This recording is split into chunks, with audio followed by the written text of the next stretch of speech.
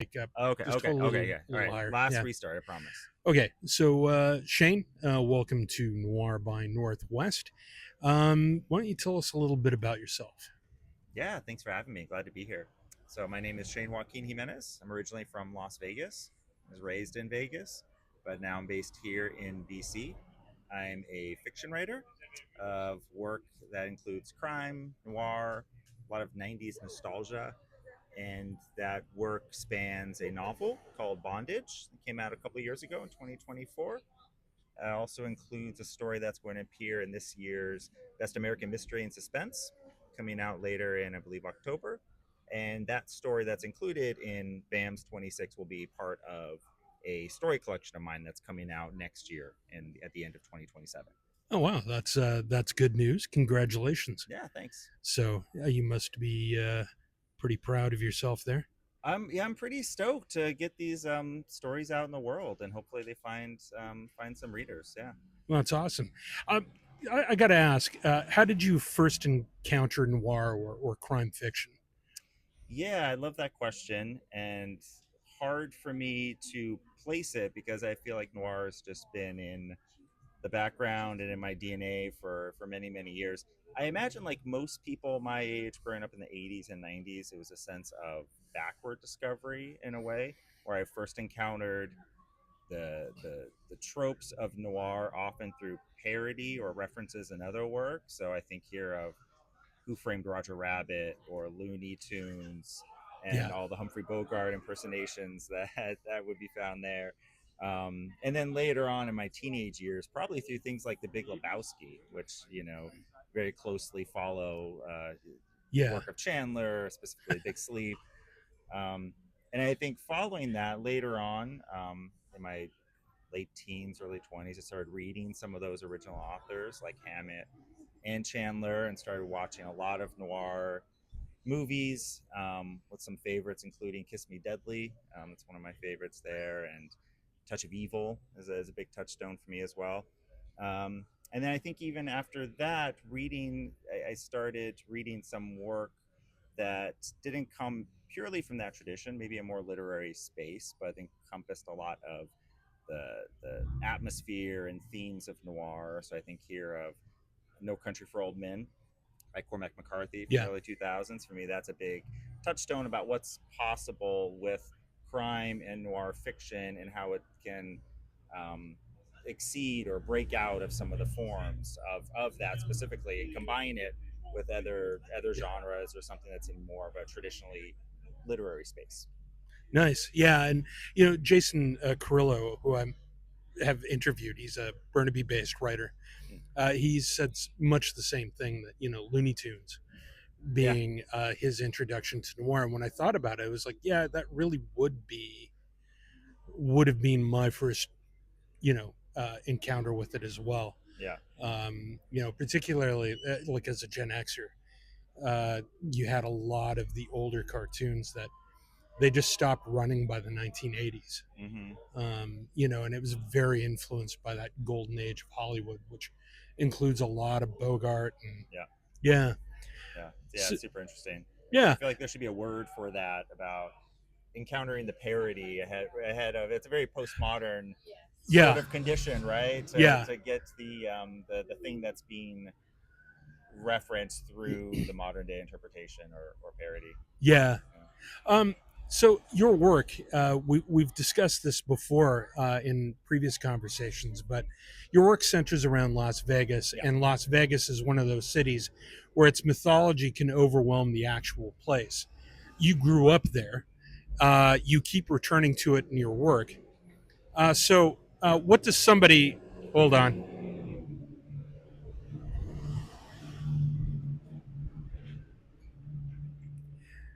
I'll restate that question.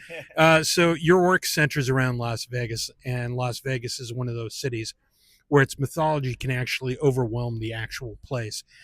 You grew up there and you keep returning to it in your work. What does someone from Las Vegas see that someone who flies in for 3 days and writes a Vegas story doesn't? Yeah, that's an interesting question, a really intriguing one. I think in short, you see the real Vegas, and by that I mean it's perfectly fine and valid to take that 3 day booze soaked trip of Las Vegas Boulevard, right? I've done it myself. Um, but that doesn't get at an underlying reality in the city that is the reality, I think, for a majority or significant portion of the million plus people who live there. And so for me, particularly growing up in Las Vegas, what Vegas is to me is it's the old lady in the 7-Eleven gambling away her disability on the slot machine in the corner. Mm. It's a runaway teen sleeping in the flood channels beneath the strip. It's all of that that's not bathed in neon or on the strip or about glitz and glamour. It's about the cocktail waitress who is hoping to move up to food, right? It's Yeah. these small ambitions, it's desperation, it's yearning, it's hope as well. And to Yeah. me there's something about the American story that is encompassed Yeah. within all of that. So if you were asked, say, to write a story set in Seattle or right here in Victoria, what would your concern be? Yeah, that's a tough question for me because I've struggled to write in other places. I've lived in lots of places outside of Las Vegas, and I have a hard time writing things set in other places, even places I know well. And there's something about um, I don't know, the unique character of Las Vegas that makes it hard for me to break out of. What if it was someplace like Reno or Tanapa? Hmm. That's a good question. I mean, I think some of those themes from Vegas could also be found there, and I think maybe a lot of it is just personal history. It is just Yeah. I've walked the streets of Las Vegas for many many years, and a lot of the things I write about in terms of everything I was saying earlier about trying to find hope in bleak environments, um, or that kind of desperate yearning. To me, a lot of that's bundled up in Las Vegas. So I guess that Vegas has become part of your voice as a writer, not simply where your stories happen, but part of how you see people in crime more generally. I think so, and I spent a lot of my time as a writer trying to get away from Las Vegas, and trying to write in other places. And there was something about those attempts that didn't feel quite true or didn't quite capture what I was trying to get at. So I think there's you know I keep returning to that same backdrop of Las Vegas. It keeps pulling me back in, even when I feel like I finally exercised it through one work or another. The story collection that I have coming out in 2027. I thought I got out Las Vegas from my system in that collection. I was like, there's nothing else I could say about the town. Yeah. But now I find myself in the afterglow of that, now returning to ideas that have a natural place in, or could only take place, I feel like, Yeah. within Las Vegas. And so if you eventually do write a novel or a story that has nothing to do with Las Vegas, uh, where do you think you'd have to go geographically or imaginatively to escape the gravitational pull of Las Vegas? Yeah, that's a really good question. I feel like Las Vegas has occupied my subconscious for so long that it's been hard for me to think about that. But I am working on an idea now, very much too early, I think, to kind of go into depth on, but that is, I think, has a natural place within the Pacific Northwest. That's another place I know, Hmm. having lived in Oregon for about 10 years, a place I know really well.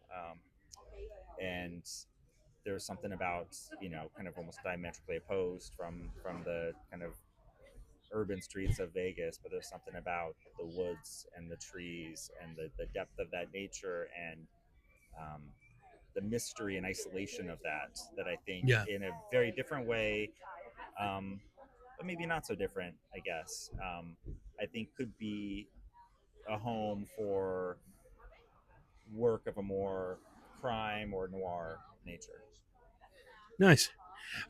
So tell me about something you used to worry about getting right that you no longer worry about. Well, one one thing that I don't worry about as much, and I strive to constantly try not to worry about as much, is about getting it right on the page the first time. Hmm. I initially came at writing, I think, from a very language based place and probably character over plot, Yeah, um, you know, sort of intuition, that I brought to writing. So plot and storytelling as concerns, yeah, yeah. So plot and the beats of a story, I think, were secondary concerns for me for a long time. yeah, Whereas now it's to me that's the chief focus of my first, second, third drafts. And so what I try to let go of getting it right. I try to free myself up to writing poorly yeah, in initial drafts. So I'd say that's probably the biggest one. But again, it's something I have to stay pretty vigilant about, because I find myself then just it's really hard to excise those yeah, perfectionist tendencies and not to obsess over a particular sentence or paragraph. Like I think of the doctor character from Camus' The Plague, who's writing yeah. this epic novel in his mind, but can't get past the first sentence because he keeps shifting the subject of nouns and verbs and prepositions, to try and make that first sentence perfect before he can go on to sentence two. Perfect. Yeah, we just had some people waving in the background. Yeah, So there are always these unique challenges to shooting outside, and so I'll just add here that every time I'm waiting for the subject, it is really quiet, no traffic, no people, nothing, and then when the subject arrives, everyone comes out. yeah. I brought the party, man. Yeah, yeah, no kidding. So yeah, so the challenges of doing this outside, I do get why Film Courage has a studio and shoots indoors. Mm. Um, but what's something you've changed your mind about as a writer? Yeah, really good question. I think in a macro sense, rules and forms are one thing that I've changed my mind about. I think probably like most young people, young writers, I gave no credence to them at all, early on. And while I don't think you need to follow them so proscriptively, right, as you're writing, I think of certain screenplay templates that say a certain action has to happen by a certain page and so forth, right? That really formulaic kind of math focused way of writing. I feel like rules and forms can just be beacons shining out in the darkness when you're lost, just on carry that horrible metaphor forward on the dark seas, right? Of your work, right? You're just lost and page 100 something of Microsoft Word, and you need a way forward. Looking at tried and true principles, I think, can be things that help just move you on to the next sentence and the next page. Um, I think beyond that, though, I change my mind all the time with each specific work, and to me, that's part of um, the challenge, but also joy of writing. That as I begin writing, the story is one way in my head, and the characters are one way in my head, and especially as you get further into a work, it just seems like I at least get a sense of where things are going and who people are, and I hate slash love those moments where your expectations are totally upended, and they always are. Yeah, Every ending, every character development I have is always the good ones. I feel like are followed by or arrive through um, a sense of complete surprise and complete, sense of, I don't want things to go this way for that character, but they must, damn it. yeah, And right. And just kind of following from there in terms of yeah, I don't know, just changing your mind and your initial conception and being surprised by the worlds that you create. Very nice. Yeah. Shane, thanks for joining Noir by Northwest today, and really looking forward to finishing Bondage. I'm not quite there yet. And then reading more from you, because I really am enjoying the novel so far. And Awesome. yeah, Yeah, cool. Well, thanks so much for reading, and yeah, hope you enjoy it. Thanks for yeah, having me. yeah. I'll look forward to interviewing you again when the time comes up. All Sounds right. great. Yeah, thanks. All right. That's Shane Joaquin Jimenez. Thank you. Thank you.